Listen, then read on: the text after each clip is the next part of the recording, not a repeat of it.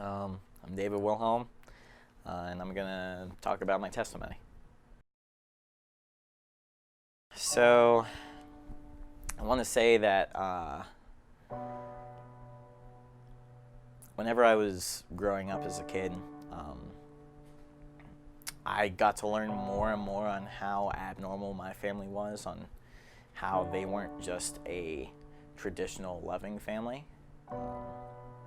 From the time I was born to the age of 9, I lived with my mom and dad. My dad was an alcoholic, and he had anger issues. My mom stole a lot from stores and from my dad, and was addicted to drugs. My dad would spend money to be able to take care of his alcohol addiction, and in order for my mom to take care of her drug addiction, she would also steal money and whatever possessions my dad had as well. Typically, these times would happen after my dad would come home. Sometimes he would already be drunk, and whenever he would discover that money was stolen, he would get really upset and fights would break out. From my mom and dad fighting and just spending money to be able to take care of their addictions. There would even be times where the heating would be shut off, there would be no running water, there would be no electricity, and not a regular meal to eat in the house. Even whenever I was young, I was depressed. I saw in how poor of a life that I had. I mean, I didn't have any friends because I would barely go to school. So I was depressed. I hated my life, and there were times where I didn't even wish I had it. It started to change a little bit though.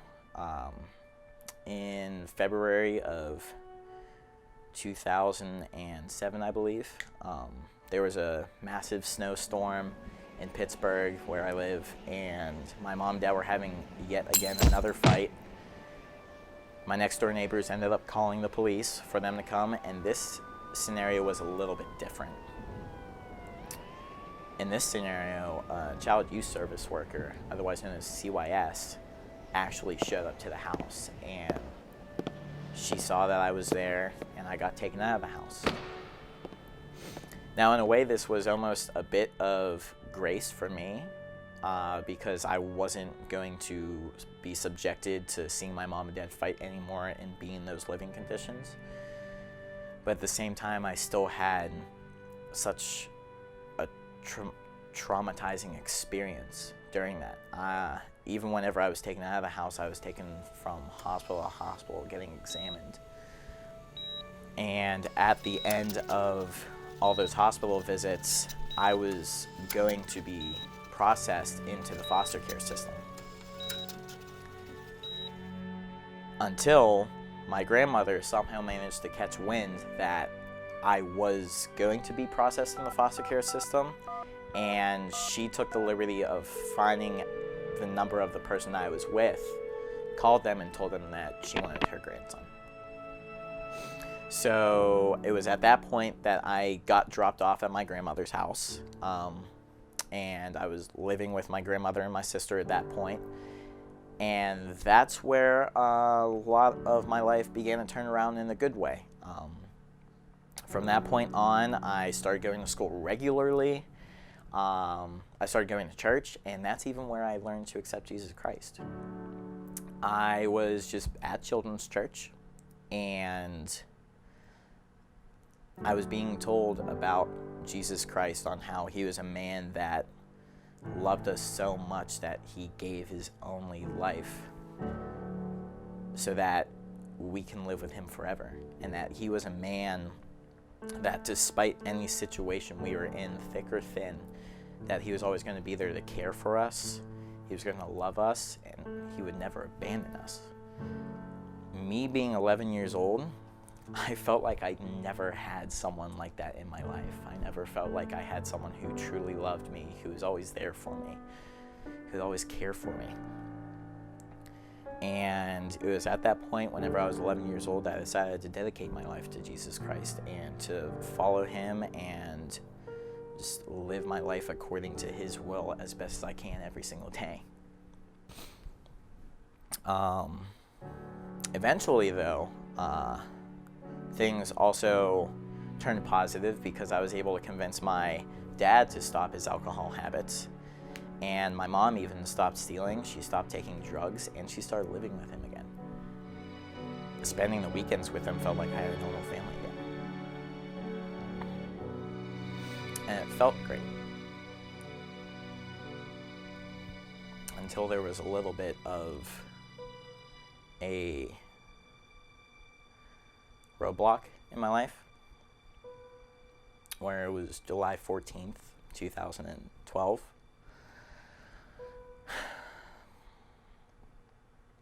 My mom described it where she was sitting with my father in the morning and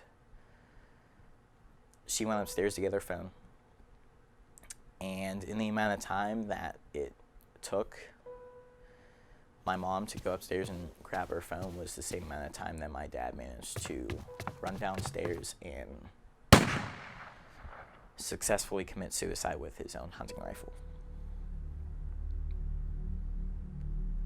And it wasn't anything that we would have expected. We never expected him to have issues with depression or anxiety, and we definitely did not expect him to ever take his life. I was sitting here as a 14-year-old boy, not knowing a lot about life and depending on my dad to help show me the way, and he wasn't there anymore. I was without the quite potentially the most influential person in my life at that time. But I still had to be there for my mom, simply because she was there living with him, and she didn't have a job because she was going to community college. So I had to be there at the house, moving stuff out and helping my mom figure out where she was going to go. And she ended up choosing to come and live with my grandmother, my sister, and I. She ended up choosing to get a part-time job and try and start saving money to be able to get a car and to get an apartment. And then 2 years after that, after my father, I was downstairs cleaning the downstairs with my mom, and little did we know she had an undiagnosed heart disease, and while I was down there with her, she ended up going into cardiac arrest. And I was freaking out. My sister was freaking out. We tried being there for her, and she ended up passing away from a heart attack.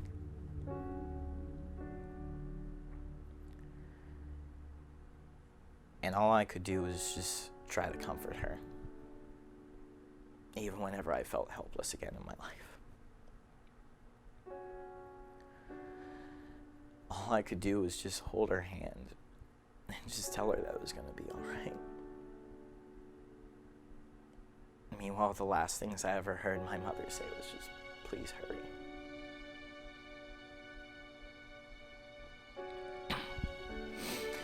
It was another point in my life where I hated my life. I was 16 at that time, and I didn't have either of my parents be able to help me through life, to be able to motivate me to go to college, or to just give me advice whenever I desperately needed it. And I felt depressed again. I hated my life. I didn't even want my life again at that point, and I felt like I was back at step one. I didn't know what to do, and quite frankly, it would have been so easy for me to just fall off the deep end and not ever come back. And that could have been the easy option. But there was something in me that, through my faith, I found that I needed to do something different. And I tried desperately to figure out what I should do. And it was where, through my faith, I found the motivation to be able to try and change. And even through the most motivational verse that I've ever have come across, and it's like the anthem for my life, is Isaiah 41:10. Do not be afraid, for I am with you. Do not be dismayed, for I am your God. I will help you and I will strengthen you, and I will lift you up with my righteous right hand. I found that verse, and I found that to be kind of like the theme of my life, just knowing that Christ is always there for me. And knowing that Christ was always there for me, I had to come up with a game plan to be able to be different than just falling off the deep end. So I looked at my mom, and I looked at my dad, and I looked on how they lived their life, and I told myself I wanted to be different. So I focused hard on getting my education and being successful in that, and graduating high school with the highest honors, and coming to the world's largest Christian university to pursue my faith and pursue a career. That way, once I get a career, I can have an amazing job, and I can have a Christ-based family to where they don't ever have to see and deal with what I had to whenever I was younger. The amount of tragedies I've had, Christ was masked in between all of them to be able to provide for me in ways I didn't even realize until not long ago. So whenever my mom and dad passed away, I was given a youth leader full of faith and full of love, to where he openly took me in so that I could have almost what felt like a second family again. So many other little things I could say, but probably the biggest thing that I could mention is, as a timid 12-year-old boy, all the way back when, I managed to convince my dad to come to church. And throughout several weeks, we were trying to talk to him about being open-minded about giving his life towards Christ, and he was at first resistant, until one day I was in children's church, and the person who was teaching the lesson, after the lesson, she came to me and said, "Dave, do you know what just happened?" And I said, "No." And she said that my dad ran to the altar in tears and accepted Jesus Christ as his personal Savior. And then my mom, several months before she passed away, my aunt from Florida visited, and my mom talked to her privately that she didn't know where she was going to go whenever she was going to die. My aunt preached the gospel to her, and my mom accepted Christ as my personal Savior. So even after all this, even after all the support that I get to have from Christ, and I get to apply my life to influence people and create a Christ-based family that knows God and follows his footsteps, even after all that, one day whenever I get to pass away, I'm going to be able to go to heaven. I'm going to be able to pass through those gates and walk down those golden streets, and I'm going to get to see my mom and dad. And I can't wait until I get to see them and just hear them say, "Well done, son. We're so proud of you."